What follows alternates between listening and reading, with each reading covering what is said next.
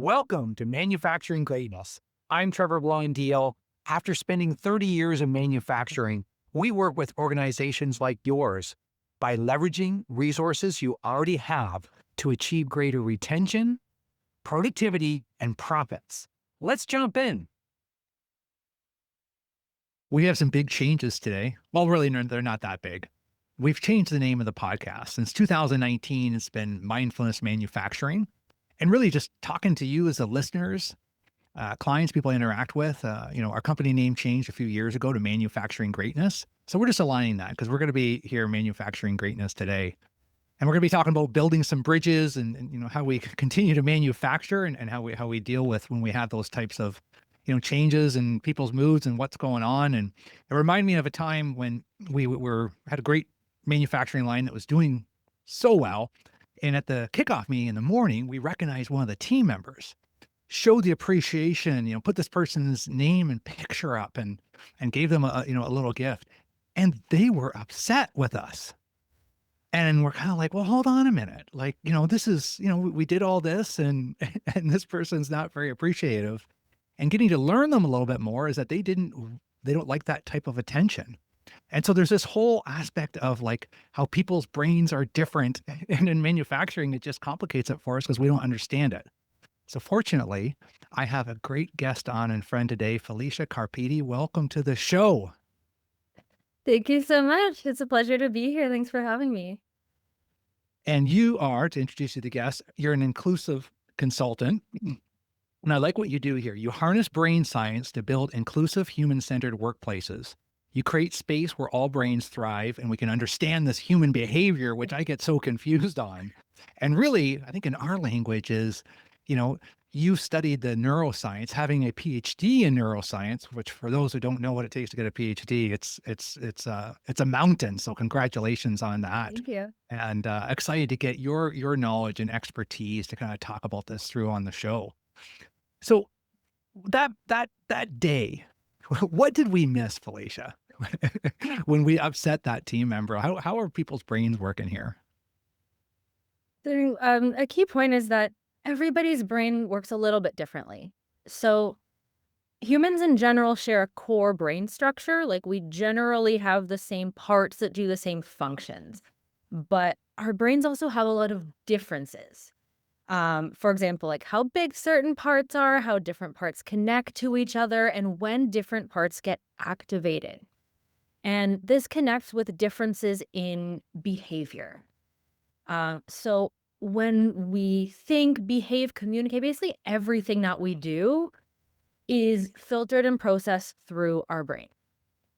And there's a really well-known quote that I love that says, "You don't see the world as it is, you see the world as you are." Mm.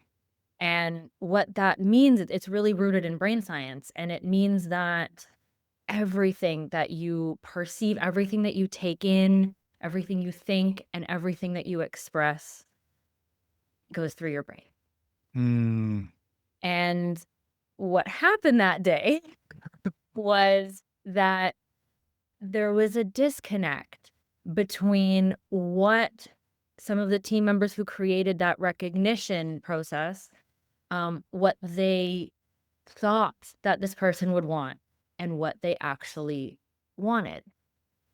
And so if we take that recognition experience, maybe it's, getting an award in front of a group and having your name called out and going on stage. If you put two people in that exact same situation, their brains might react completely differently. And we don't necessarily know how people are going to react, what they like, what they don't like, unless we have those conversations and ask them. So just diving into a bit more about why those differences exist. Why can you put two people in the same situation and they can react completely differently? So our brains are shaped by two main factors. The first is natural variation in how we're born. There's a wealth of research that shows that genetics are connected with many aspects of how our brain works. And it's cool. Like natural variation is great. It's what keeps us interested. Yeah. We don't want to, be communicating with people who are exactly the same as us. Like the natural variation is there for a reason. It's super productive and positive. And the second factor is our environment. So each of us is really shaped from our observations and experiences over time.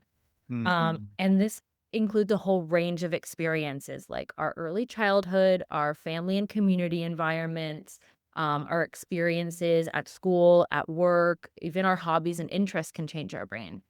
Um, so, for example, there's a huge body of neuroscience research that shows brain differences related to like living in different cultures, brain changes that are associated with like practicing different skills, brain changes associated with traumatic experiences, and much more. Basically, everything you're exposed to, everything that you experience over time, especially if they're repeated experiences or really intense, strong experiences, those can change your brain.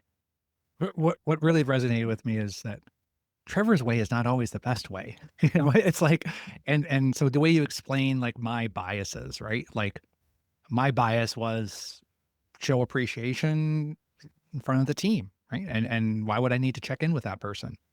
And that's where, in my early manufacturing leadership days, I missed the mark often, and I just didn't know better, right? Like, I just thought but, so you start to learn that, so that's why we're hoping that we got if you're driving into work today, I can save not me, but I mean, through my mistakes and Felicia's knowledge, we can save you that pain, and we're gonna leave you with some ideas here of, what you can do today, to get in front of that. Because it makes sense what you're saying is that, we just have how we grew up and our different, I think of Lisa Feldman Barrett and the theory of constructed emotions. And it's kind of like these emotions can, your personality and your emotions are based on your experiences. And we have different experiences. They're just different. And then that's what makes us unique. And I like that. And then uh, I was going through some of your material and I'm trying to, like our listeners, to understand and better equip ourselves so that we can, respond differently. But you had some neat research on introverts and extroverts. And I usually don't kind of dive into that. And I was reviewing it actually with Ryan, a client today. And he's kind of like, hey, I think you skimmed over, that whole concept on introverts and extroverts. So can you unpack that for us and help us understand? Definitely. So I also want to clarify sort of my background and what I'm doing now compared to what I did before. So um, I have a background in neuroscience research. So I used to do research myself that was really focused on like brain plasticity and how our brains are impacted by training. So what I do now is I work with the wealth of research that's there. So Mm, I don't do like neuroimaging research anymore. I used to, so I absolutely know exactly how these things work. And I bring that experience now into applying neuroscience research in organizational context. So I mm. summarize research, I communicate it. But the research, for example, on introversion, extroversion is not something that I did myself. There's amazing researchers all around the world that have done this. So I'm more of a curator and a communicator and an applier of the research now. I do have Applier, a resource that's why library. sorry, applier, that's why you're on the show, right? Because we need to apply. So you're kinda like the translator for us, right? Because 'Cause we're not gonna go through all this research, but we need someone like you that can say, "Hey, here's the simpler version of it, and here's what you can do today." So thank you for doing what you do. Yeah, my pleasure. I love it. So introverts extroverts is one example of how our brain structure and how our brain works is really aligned with the behaviors that we see in the workplace and beyond. So there's a spectrum of traits of introversion, extroversion.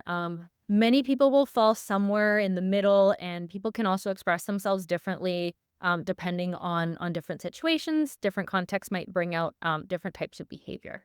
So I'm just going to generalize a little bit here um, for time. And so there's research that compares people who tend to behave more introverted ways and people that tend to be more extroverted. Introverted meaning getting energy by recharging alone, extroverted meaning getting energy from spending time with others. And there's a really cool study that people were in the brain scanner. And while they were in the brain scanner, they were showed a series of pictures. Some of the pictures were flowers and some of the pictures were faces. So flowers is a non-social stimulus. And so, we don't associate that with people, whereas a face is very social. And the study found that introverts and extroverts showed different patterns of electrical activity in the brain in response to these images. So in the introverts, if there was a bunch of flowers shown in a row and then a face, their brain sort of went, eh. Mm. Cool, it didn't really process a difference. But in extroverts, when there was flower, flower, flower, face, when the brain saw the face, it went, yay. It got super excited. So the brain really processed the difference between the non-social and the social images.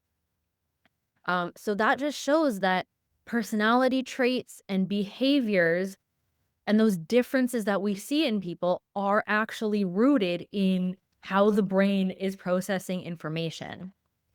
And we can also see actually structural differences. So in how the brain is built, there's other research that has looked on that, and they found that introverts tend to have bigger brains in areas that are responsible for behavior inhibition, meaning like stopping yourself from behaving impulsively. And that is a trait that's commonly associated with introversion, is introverts tend to think before speaking, before acting.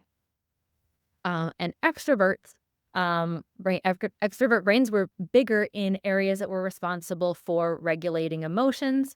And they were also interestingly smaller in areas related to social information processing. And the way that was interpreted is that extrovert brains can be more efficient at processing social information, maybe selecting what's important and what's not.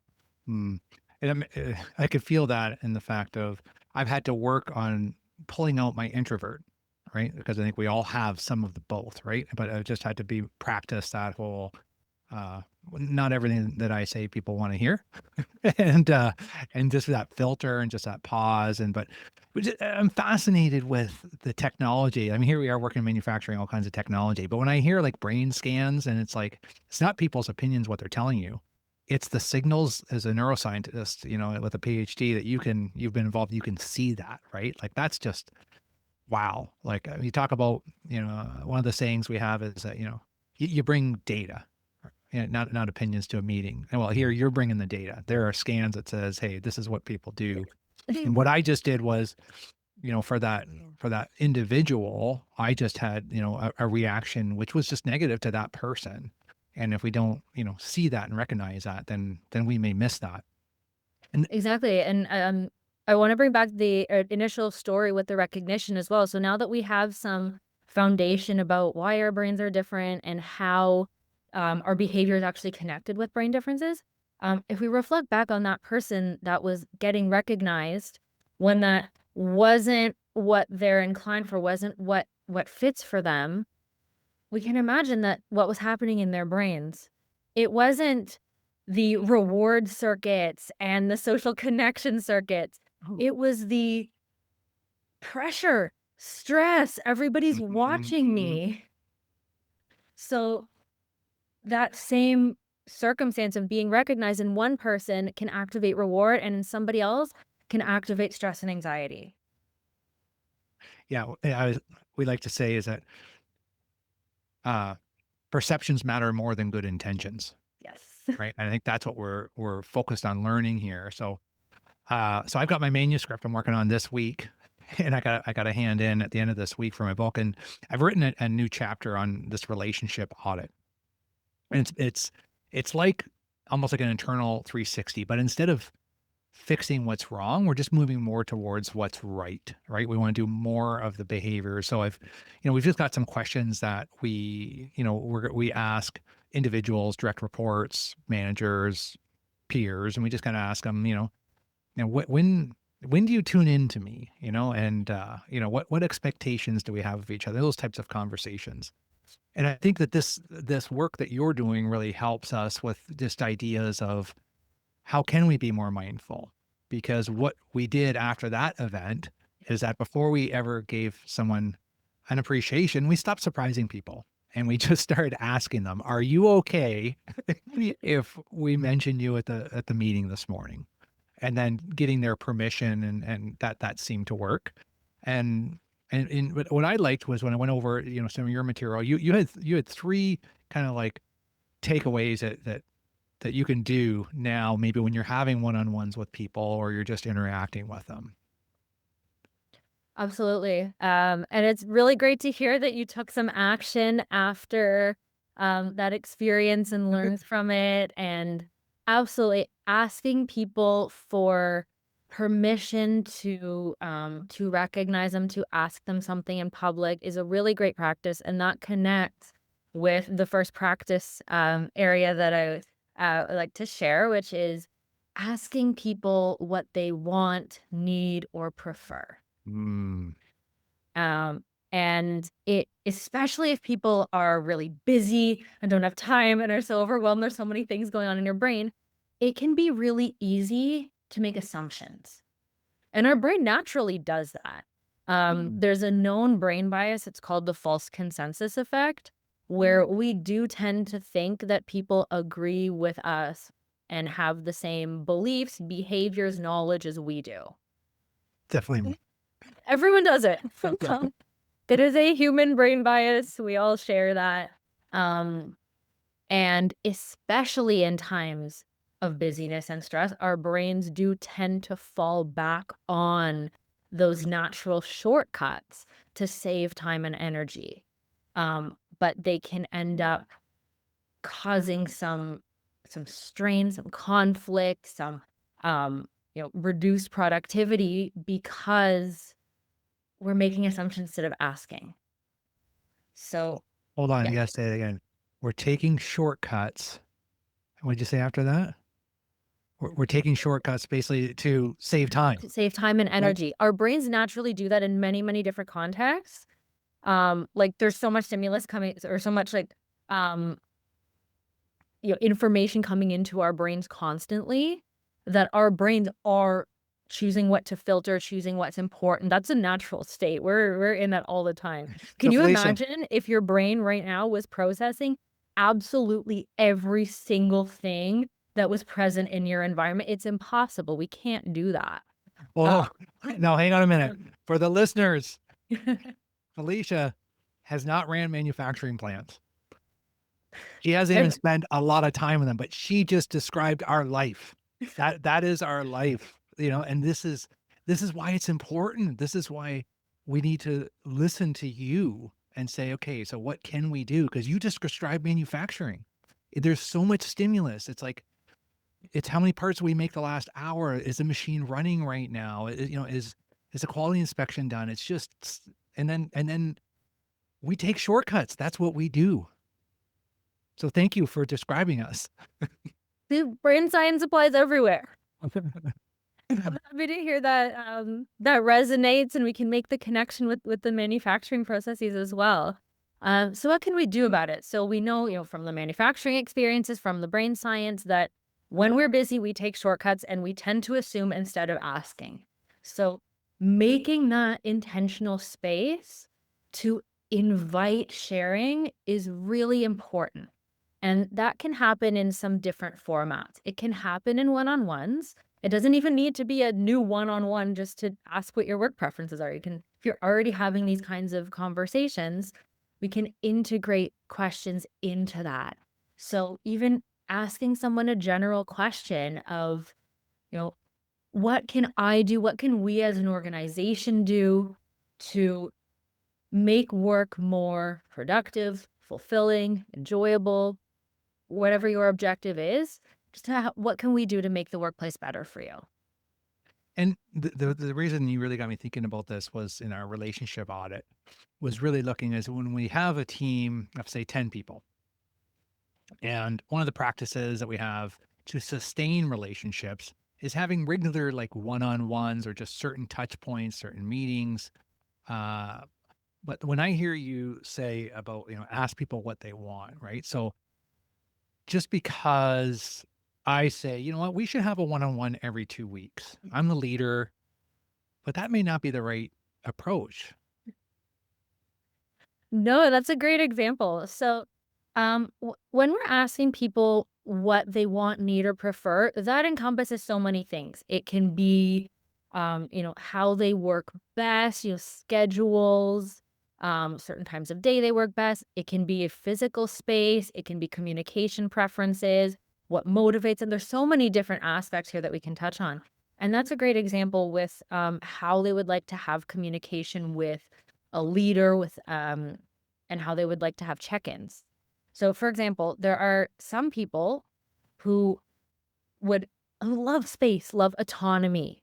And autonomy is also really great for the brain. We can have a whole other conversation on that, but in general, autonomy is awesome. Um, and some people love to have lots and lots of autonomy. And that can look like maybe having a conversation once every 2 weeks and giving space. Mm. We'll have the chat.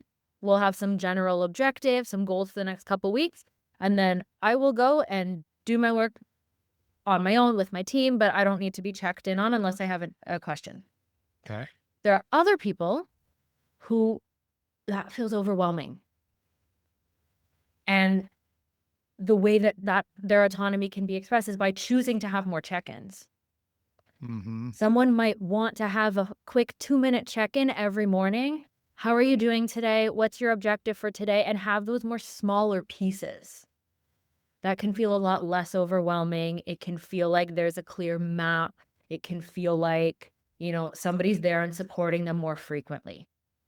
Both approaches can be fantastic if they're paired with the right people. But if there's a mismatch, that's when we start to get more concerns. Because if you imagine somebody that likes to have more space, if they're being checked on daily, that can feel like micromanaging. They can feel like they're not being trusted.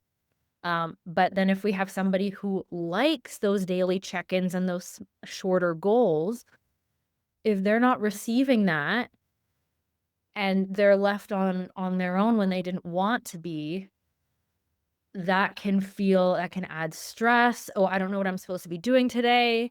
Am I on the right track? I'm not sure. So it's really just about adjusting everything from check-ins to how goals are set to really match with what's going to work for each individual. For the listeners, I'm sorry, but it is, more flexibility on our part, right? But this is 2026. This is just where we're going right now. I don't see this changing, of just the situational leadership, right? Where we got to ask more of those questions, because North America manufacturing got great when we did more lean, had more standards, more structure. And that's great for, greasing a cylinder that we know is going to fail after so many cycles. And we want to do the same with humans, right? So we want to do the same thing. Like, okay, so then we're going to have a meeting every 2 weeks, and then I want to check on you, every 3 days. The reality is that with the neuroscience that you have, is that we're not machines, and we're different. Oh, I got a good highlight there. Oh, yes. I mean, especially with the rise of technology now and AI and everything. I mean, again, that's a whole conversation, but the something that I really work towards is creating human-centered workplaces. We work with machines, which is great, and it really helps, advance many aspects of our society, but human-centered workplaces is really important to um just to create spaces where humans can thrive, be healthy, be included, and do our best work to advance our society, because people who are being treated like machines are more likely to feel stressed, to not be motivated, to not be expressing their creativity. And that just it doesn't do anything for the output either. Whereas when we actually focus on treating everyone like humans and, we have feelings, we have brains, we have Awkward. bodies that need to be taken care of. When we really prioritize that, that's where we really spark the ideas, the creativity, the connection, all of the things that are great for us and also for our products. I like to explain it. It's like going to the gym, right? Like you can't go to the gym for 24 hours. You got to do a little bit of this every day, and then you build up that muscle. I don't wake up in the morning, go to the gym, and say, "Oh yes, I get to work out." But I do leave there thinking, "Hey, this feels good. I've invested into this. I know this is going to pay off. I feel better about it." But like you said earlier, is that, we're taking shortcuts. We're trying to take that quick fix where really we need to have discipline. Like when we're trying to save money, you got to put that investment now into those conversations. And just how you described it, we need to keep evolving with technology. And the only way we're going to do that is if we're not spending time on lack of clarity. That was your second one. That was Yeah. minimize Minimizing uncertainty. uncertainty, because I use clarity, uncertainty. So yeah, minimize uncertainty. So that's you know what? We spend a lot of time doing that. And so what are some ideas that we can spend less time on uncertainty? So our brains in general just really don't like uncertainty. And we can feel that when it happens. So as an example, um, let's say that you get an unexpected meeting invitation that says all company meeting tomorrow at noon. That's it. Your brain, most people's brains, We're getting laid off. you're like, why? Why is this happening? Did I do something wrong? Did my team do something wrong? Is the company shutting down? Like, your brain tries to fill in the gaps by guessing what it could be, guessing what that missing information could be. And that comes from the fact that our brain is protective. Our brain is trying to figure out what those missing pieces of information could be so that we can feel prepared and better able to handle the situation when it comes. Mm. So it's coming from a good evolutionary place, but it's really unproductive because we waste so much time and energy on trying to fill in those gaps, and half the time we get it wrong, and it's something we didn't even think of. And um, the other point here is that when there's something that's vague, it can also be interpreted in different ways by different brains.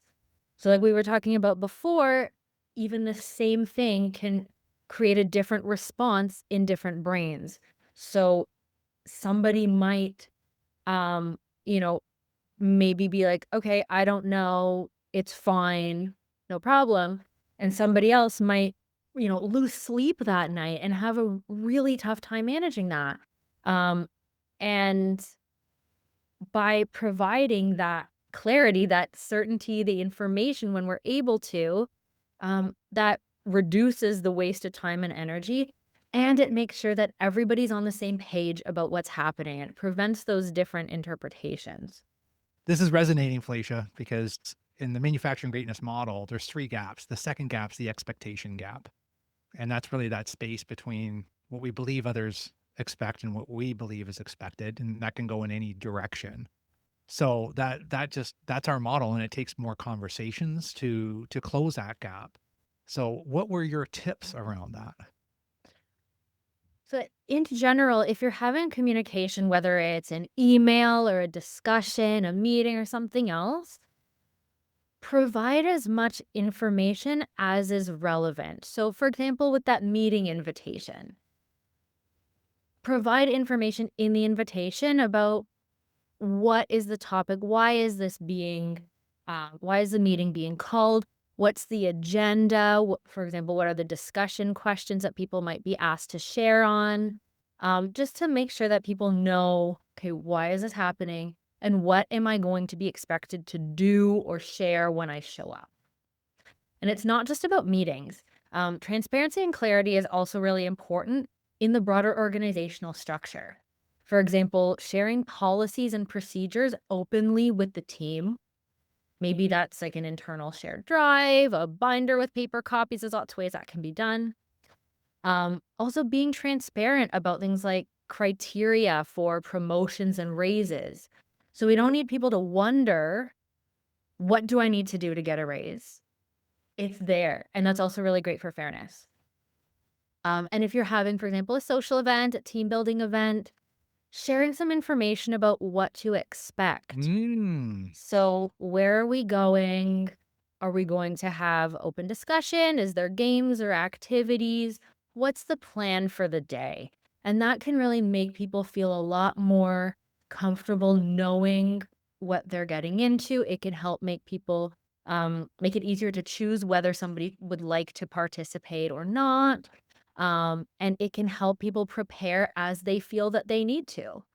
Some people might not. Some people like to prepare themselves in advance in different ways. So it just gives the opportunity for them to do so. That's something that I I believe I've gotten better at. I know I've worked at it. But, even just like for a podcast guest like yourself, right? Before I was like, "Yeah, I'll just jump in, we'll have a conversation." And I got some feedback saying, "Hey, it'd be a little bit better if I knew what to expect coming into your podcast." And I'd be like, "Oh, that's fair. I just was thinking about what I like, not about what you like." So I'm working on that, Felicia. And that's an example of differences in communication styles. Some people would be very happy to jump in and have an informal conversation, and other people share their best ideas when they've had some time to prepare. Both are great. They are different, and they would require having that conversation in advance to make sure that that discussion fits with both people. So the last one here is I think about manufacturing and our standards, right? We have these good standards. We want to have consistency, especially around safety, keep people safe. And then we get struggling around this fine line of also innovation, right? Where we can be more creative and have these meetings and conversations that are more inclusive and you can kind of step outside the boundaries a bit. So that's kind of around your third tip there. I'm just making these group sessions more productive. So the group meetings is one aspect of workplaces where I find that there's a lot of exclusion, a lot of unfairness, and people aren't having their perspectives considered. And a big root of that is meeting practices that just aren't inclusive. So I'll share some tips for how we can do better here. So, how can we hold inclusive meetings and discussions that really facilitate equal opportunity for everyone to contribute? And this really connects back to the brains because each of our brains drives us to communicate and express ourselves in different ways. And that means that people can share their best ideas in different environments and in different ways. So, for example, some people share their best ideas, as I mentioned before, when they've had some time to prepare. Others really like to think on the spot. Some people communicate best through speaking, and others communicate best through writings or drawings. And some people really thrive off the energy of big groups and lots of people jumping over each other. That's something I would say, especially in North American culture, that happens a lot. We have work meetings tend to be like 10 people sort of diving in. But that also excludes a lot of people because many, many people, and I'm one of them, so I feel really strongly about this. It can be really challenging to know when to jump in. Like, I have an idea, I have something to share, but 3 people are trying to talk at the same time, and I have no idea when I'm supposed to start talking. And what can happen there is people just won't. Mm, They're scared of interrupting, I don't wanna cut mhm. somebody off, and they just never find the spot, and then the topic moves on, so they just those ideas get missed. So, some specific practices that we can implement to make our meetings more inclusive include providing agendas and discussion questions in advance. This overlaps with our clarity and transparency as well. So that way, team members can prepare their thoughts in advance if they like to do so. We can also give a minute to think after asking a question or presenting a topic. And this can feel really uncomfortable at first. We are not used to that at all, but it can make a huge difference to allowing team members to really process, yeah, what do I think about that? What do I want to share here? And then inviting responses. And I would say try that out and see if team members are have some more contributions after they've had a moment to process. That's my challenge to you, the listener today, driving into work, because you're going to be courageous. Like if you're facilitating a meeting, or it doesn't really matter if you're facilitating it, right? You can be a participant, right? And just kind of bring that up. And it's interesting because we don't take that minute. And when we do, it's even more powerful in our, whether you're in any of our fields of manufacturing, logistics, transportation, it's all so urgent that we don't allow the best ideas to come forward. And, even just sometimes when I'm talking to a plant manager about getting their executive team to get together, just talk about the different, how are we working together, right? Like, how are we sharing our ideas? What's working and what's not? But it's like, oh, I don't know if we're gonna have time to have that discussion. Well, you're losing the money. You're tripping over the dollars and picking up the pennies sometimes because we're so busy, which to me means not productive. But hey, I appreciate you sharing that today. I think we all need to hear that, Felicia. And it can feel like we're taking a bit more time, but in the end, it can be more productive because we are getting the team's best ideas and we're inviting everybody to participate, which in the end can support a better product. And a couple of last tips to really help generate ideas from everyone. One of them is offering a shared document or a form where team members can share their thoughts in a written format. This can be during the meeting and also after. So sometimes it can take a bit more time for a great idea to brew in somebody's brain. And it's, half an hour after the meeting and they're like, oh, I wish I could have shared that.